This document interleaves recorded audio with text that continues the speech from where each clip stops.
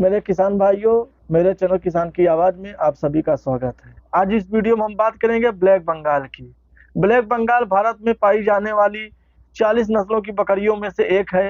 ये आमतौर पर झारखंड, पश्चिम बंगाल, बांग्लादेश, बिहार, असम में पाई जाती है।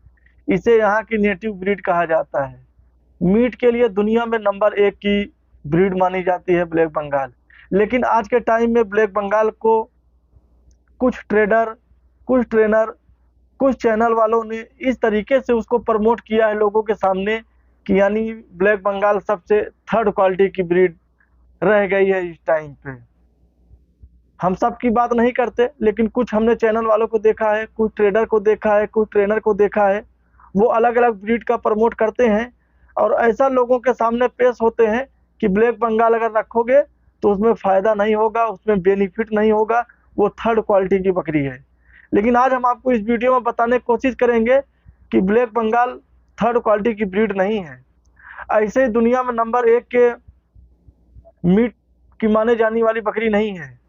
पूरे दुनिया में सबसे ज़्यादा बच्चा देने वाली बकरी ब्लैक बंगाल है। अगर ब्लैक बंगाल बकरी इतनी खराब होती तो अब तक इसकी नस्ल खत्म हो गई होती हिंदुस्तान से। लेकिन दुनिया में सबसे ज़्यादा, हिंदुस्तान में खास करके अगर सबसे ज़्यादा कोई बकरी पाई जाती है तो ब्लैक बंगाल है। आबादी में, जनरेशन में आप देखेंगे, जाके गिनती करेंगे तो सबसे ज़्यादा आपको ब्लैक बंगाल मिलेंगी, भले वो चाहे हाइट में छोटी हो या बड़ी हो। तो आज हम इसकी कुछ विशेषताएं, कुछ खूबी आपको बताएंगे जो एक नए गोट फार्मर के लिए बहुत जरूरी है ब्लैक बंगाल अपने फार्म पे रखना। और खास करके उस फार्मर के लिए बहुत जरूरी है जो नया फार्मर हो, जो पहली बार बकरी देखा हो, उसके पहले बकरी के बारे में जानता ना हो। अगर जानता भी हो तो 2-4 बकरी और 25-30 बकरी में बहुत फर्क हो जाता है।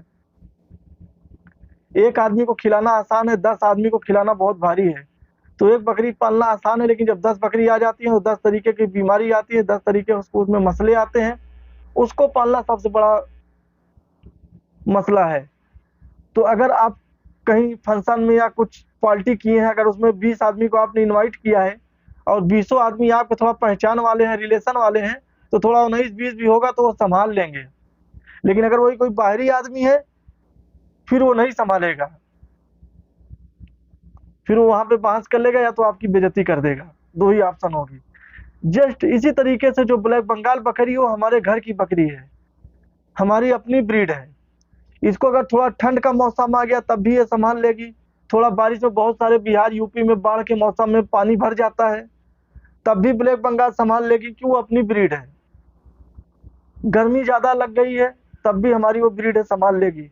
लेकिन अगर वही कहीं आप बाहर से कोई ब्रीड लेके आएंगे, वो समझौता नहीं करेगी। उसको आपको एकदम ठंड से बचाना है, बिल्कुल जमीन नमी नहीं होनी चाहिए। थोड़ा भी अगर पानी लग गया, मालूम पड़ा दूसरे दिन हमारी बकरी बीमार हो गई, वो आपसे कंप्रोमाइज नहीं करेगी।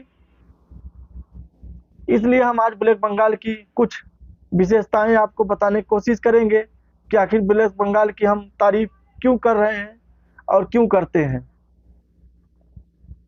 तो ब्लैक बंगाल को हमने बता दिया, खास करके बिहार, छत्तीसगढ़, झारखंड, उड़ीसा, कुछ एरिया में बांग्लादेश में ये बहुत बेहतरीन ढंग से लोग इसकी पालन कर रहे हैं। लेकिन हम आप इसकी विशेषताएं बता देते हैं कि इसकी विशेषता क्या है, आखिर क्यों एक नए गोट फार्मर को ब्लैक बंगाल पालना चाहिए।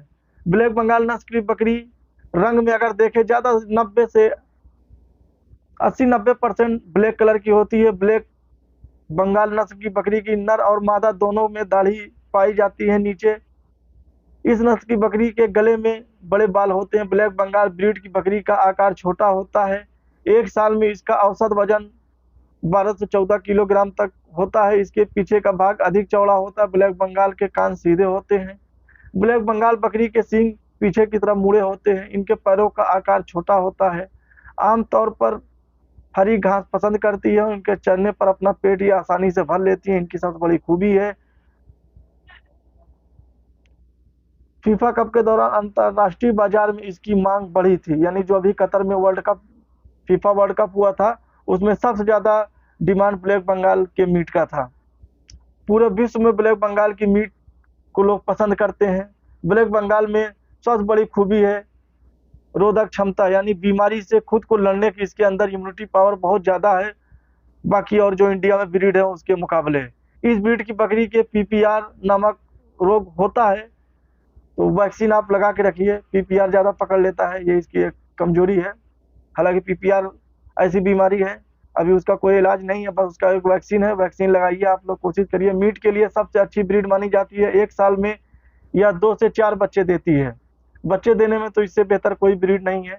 1 साल में 2 बार बच्चों को जन्म देती है। इसकी औसत उम्र 8 से 10 साल होती है। ब्लैक बंगाल गर्भ अवधि 150 दिनों को होती है, यानी 5 महीने के अंदर ये बकरी बच्चा दे देती है। ये बहुत बिंदास बकरी है। अब हम अपनी राय आपको बताते हैं कि आखिर ब्लैक बंगाल को एक गोट फार्मर को क्यों रखनी चाहिए। तो इसका सबसे बड़ा वजह हम अगर आपको पहला बताएं रीजन, तो क्रॉस ब्रीड। आज के टाइम पे 90% जो गोट फार्मर है वो क्रॉस ब्रीड पे काम कर रहे हैं, क्योंकि नस्ल पे आप काम करेंगे तो जाहिर सी बात है डिमांड उतना नहीं है मार्केट में।